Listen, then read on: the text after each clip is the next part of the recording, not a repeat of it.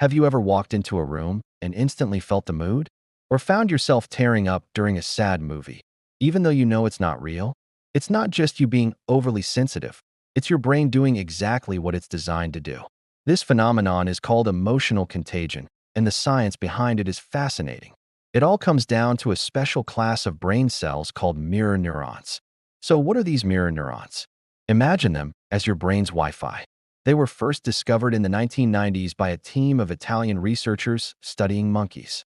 They noticed that certain neurons in the monkeys' brains fired not only when they performed an action, like grabbing a peanut, but also when they simply watched another monkey or a human do the same thing. It was as if the observing monkey's brain was mirroring the action internally. This discovery was a huge breakthrough. It suggested that our brains have a built-in system for understanding the actions, intentions, and, most importantly, the emotions of others. When you see someone smile, your mirror neurons associated with smiling fire up, sending signals to your own emotional centers. You don't just see the smile.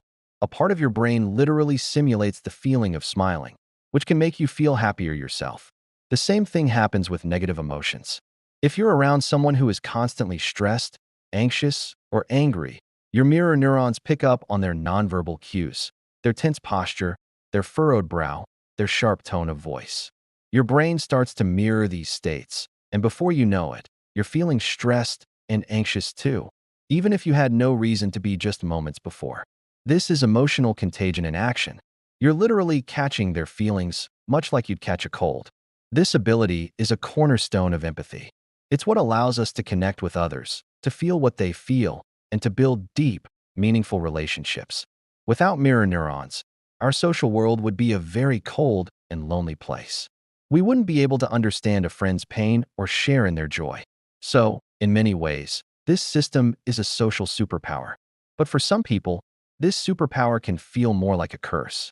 I'm talking about highly sensitive people, or HSPs. If you identify as an HSP, you might find that you absorb other people's emotions like a sponge.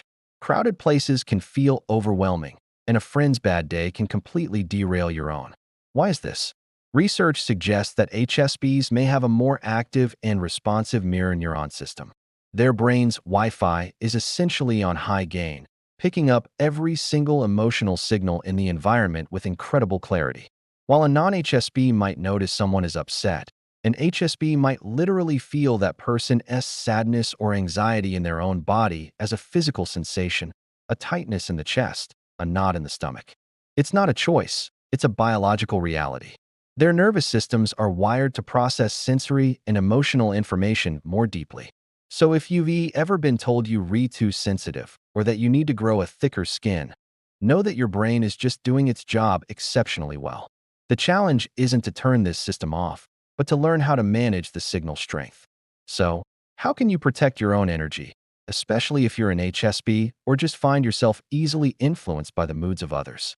It's not about building a wall around yourself and shutting everyone out. It's about learning to be a discerning filter rather than an open sponge. First, let's talk about awareness. The first step to managing emotional contagion is simply recognizing when it's happening. When you start to feel a sudden shift in your mood, pause and ask yourself, is this feeling mine, or did I pick it up from someone else? Just asking this question can create a crucial mental distance. You can acknowledge the emotion without having to own it. You might say to yourself, I'm sensing a lot of anxiety right now. It's coming from my coworker, not from me. This act of labeling and sourcing the emotion can be incredibly powerful. Next, you need to create energetic boundaries. This doesn't have to be some mystical practice. It can be very practical. One simple technique is visualization. Before you enter a potentially stressful situation, like a crowded meeting or a family gathering, take a moment to yourself. Close your eyes and imagine a bubble of protective light surrounding you. This bubble is semi-permeable. It allows love and positivity to flow in and out, but it deflects or filters out negative or overwhelming energy.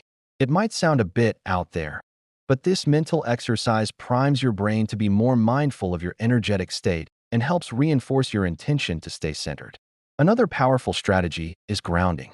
When you feel overwhelmed by someone else's energy, bring your focus back to your own body and your connection to the earth. You can do this by paying attention to the physical sensations of your feet on the floor. Feel the texture of the ground, the pressure, the temperature. You can also press your palms together firmly or hold onto a solid object.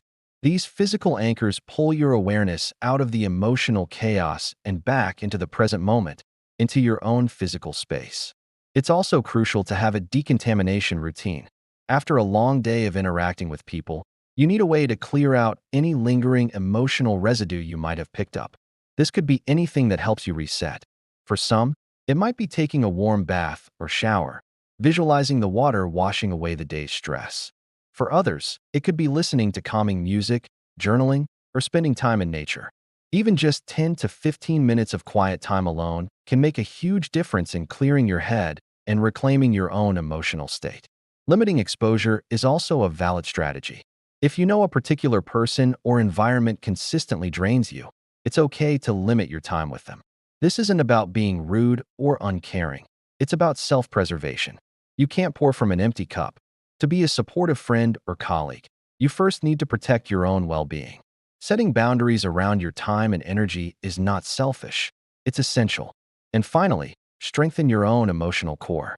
The more you are in tune with your own feelings and values, the less likely you are to be thrown off course by others. Practices like mindfulness meditation can be incredibly helpful here. Meditation teaches you to observe your thoughts and feelings without judgment and without getting swept away by them. It builds your capacity to remain the calm center in the eye of an emotional storm. So, to recap, your brain is hardwired to connect with others through mirror neurons, allowing you to experience empathy and emotional contagion.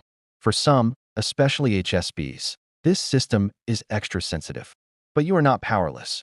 By practicing awareness, setting energetic boundaries, grounding yourself, creating a clearing routine, limiting exposure, and strengthening your own core, you can turn this sensitivity from a liability into a true asset. You can be an empathetic, compassionate person without sacrificing your own peace of mind.